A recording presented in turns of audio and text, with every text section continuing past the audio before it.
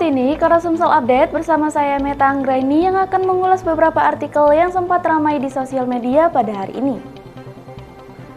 Dikutip dari infosumsel.id, seorang bocah yang sebelumnya dinyatakan tenggelam di dam Sukakarya 3, Kelurahan Sukamaju, Kecamatan Sako, Kota Palembang, Jumat 14 Oktober 2022 akhirnya ditemukan oleh warga sekitar pagi ini sekitar pukul 05.30 waktu Indonesia Barat. Dari informasi yang dihimpun, bocah yang tenggelam tersebut bernama M. Rahmat Ramadan. Ia pertama kali ditemukan oleh Bambang, warga sekitar, setelah melakukan sholat subuh di wilayah Jembatan Puspa Negara yang berjarak 1 km dari tempat kejadian korban. Awalnya, ia mengira yang mengapung tersebut buah kelapa, tapi setelah dipastikan, ternyata benar bahwa itu adalah tubuh korban dan langsung bersama warga sekitar bergegas mengevakuasi tubuh korban untuk dibawa ke rumah duka. Oi, ketemu, ya Allah, lah sekelas yang ini dia nih.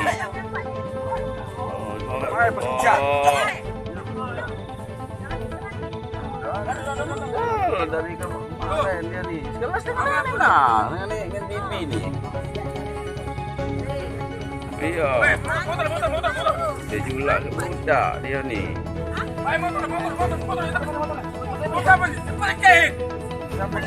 Aku, Pak. Itu ya. Nah itu.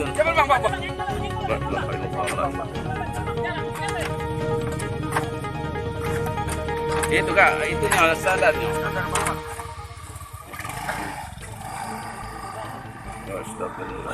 Ini 6 bulan nanti, 6 bulan. Tuh, itu kucing deh. Iya bang. Ada. Berita selanjutnya dikutip dari cnbcindonesia.com, Presiden Joko Widodo memberikan arahan kepada perwira tinggi Mabes Polri, Kapolda dan Kapolres se-Indonesia di Istana Presiden, Jumat 14 Oktober 2022. Ia menegaskan saat ini indeks kepercayaan dan persepsi publik kepada kepolisian menjadi sangat rendah, setelah beberapa kasus yang melibatkan pelanggaran hukum di lingkungan kepolisian. Dia mengungkapkan tingkat kepercayaan masyarakat terhadap Polri pada November lalu berada di level 80,2%, namun pada Agustus 2022 anjlok menjadi 54%. Jokowi juga meminta seluruh jajaran kepolisian untuk peka terhadap kondisi ekonomi global yang sedang dirundung krisis. Selain itu, Jokowi menyentil gaya hidup anggota Polri yang kerap terkesan mewah dan menimbulkan kecemburuan sosial di masyarakat sehingga persepsi masyarakat terhadap kepolisian turun tajam. Banyak masyarakat mengeluh adanya pungutan liar atau pungli yang dilakukan oleh oknum kepolisian. Sikap sewenang-wenang dalam melayani laporan masyarakat cenderung mencari-cari kesalahan hingga gaya hidup yang mewah.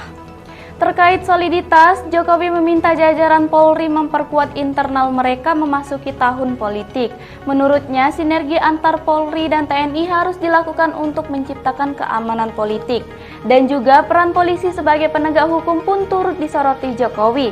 Menurutnya, jangan sampai pemerintah dianggap lemah, apalagi saat ini petinggi kepolisian sedang terlibat kasus narkoba. Sebaiknya momentum ini dapat dimanfaatkan untuk memperbaiki citra polisi yang buruk di mata masyarakat. Masyarakat terhadap Polri 29,7% itu ini sebuah persepsi karena pungli. Tolong ini anggota-anggota semuanya diredam untuk ini. Sewenang-wenang, tolong ini juga diredam pada anggota-anggota. Pendekatan-pendekatan yang represif, jauhi. Mencari-cari kesalahan, nomor yang ketiga 19,2%. Dan yang keempat, hidup mewah yang tadi sudah saya sampaikan.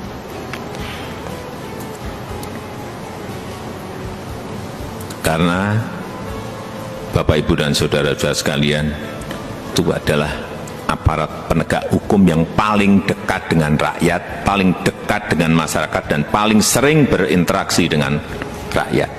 Jadi ingatkan anggota-anggota selalu di briefing anggota-anggota, seluruh anggota, dan ingatkan untuk hal-hal yang berkaitan dengan pelayanan masyarakat. Ingatkan mereka, jangan sampai karena tidak kecepatan kita. Yang kedua, rasa aman dan nyaman masyarakat itu, ini masalah persepsi loh. Rasa aman dan nyaman masyarakat itu menjadi terkurangi atau hilang. Karena apapun, Polri adalah pengayom masyarakat. Kemudian dilansir dari insertlife.com, drama rumah tangga Lesti Kejora dan Rizky Bilar mulai terlihat akhirnya. Lesti Kejora sudah menetapkan untuk mencabut laporan KDRT suaminya. Keputusan Lesti Kejora tentu membuat warganet kecewa. Mereka ingin Rizky Bilar mendapat hukuman atas apa yang telah ia perbuat. Meski tak sesuai dengan harapan netizen, bebasnya Rizky Bilar merupakan sebuah fakta yang telah banyak diketahui. Imbas dari kekecewaan tersebut, netizen beramai-ramai menyerang akun Instagram milik KPI atau Komisi Penyiaran Indonesia. Mereka meminta agar KPI menghimbau televisi dan radio untuk melarang Rizky Bilar dan Lesti Kejora tampil jadi pengisi acara. Warganet menilai pasangan suami istri ini hanya membuat huru-hara di tengah publik. Rizky Bilar dan Lesti Kejora pun disebut memberikan contoh yang tidak baik kepada masyarakat sehingga tidak layak untuk tampil di hadapan publik. Padahal sebelumnya, sejak Lesti Kejora melaporkan sang suami atas tindakan kekerasan, netizen memberikan dukungan penuh terhadap istri Rizky Bilar ini. Kini dukungan tersebut berubah menjadi kecaman dan juga cibiran. Rizky Bilar dinyatakan bebas usai Lesti mencabut laporan KDRT sang suami. Netizen pun menilai Lesti Kejora mempermainkan publik dan membuat heboh. Warganet pun beramai-ramai menyerbu akun KPI untuk segera memboikot keduanya. Dan pada akhirnya saya memutuskan untuk mencabut laporan. Alasannya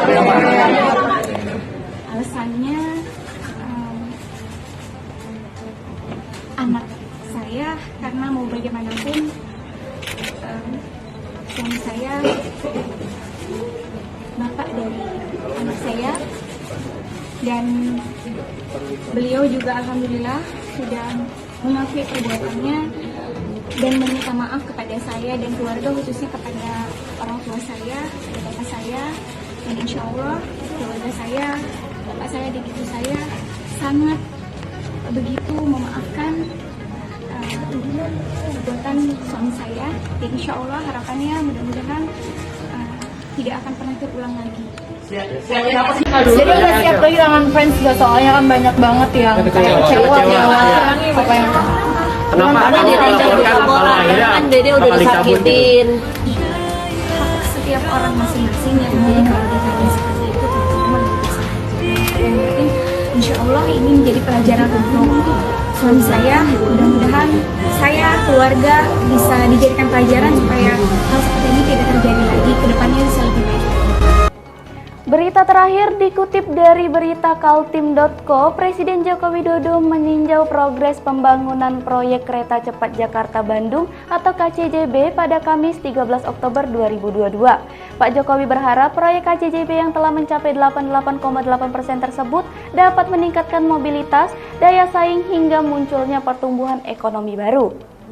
Selain di dalam negeri, Presiden juga berharap proyek KCJB yang merupakan kereta cepat pertama di ASEAN tersebut dapat meningkatkan konektivitas antar negara di ASEAN dan meningkatkan daya saing di wilayah ASEAN. Dalam kesempatan tersebut, Presiden juga menegaskan bahwa proyek KCJB ini merupakan kerjasama antar pemerintah Indonesia dan pemerintah Tiongkok. Meskipun sempat mengalami kendala dalam pembangunan beberapa terowongan, namun Presiden menargetkan proyek tersebut akan mulai beroperasi pada Juni 2023 mendatang.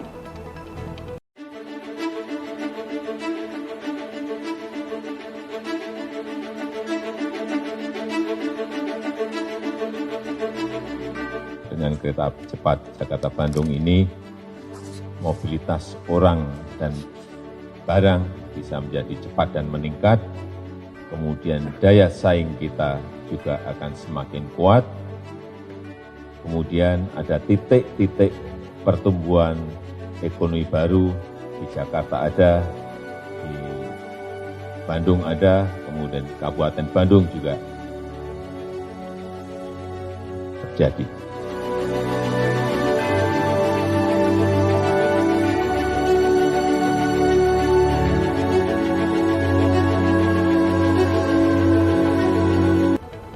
Informasi tadi sekaligus menutup jumpa kita pada hari ini. Saya Meta Anggraini beserta kru yang bertugas pamit undur diri. Terima kasih dan sampai jumpa.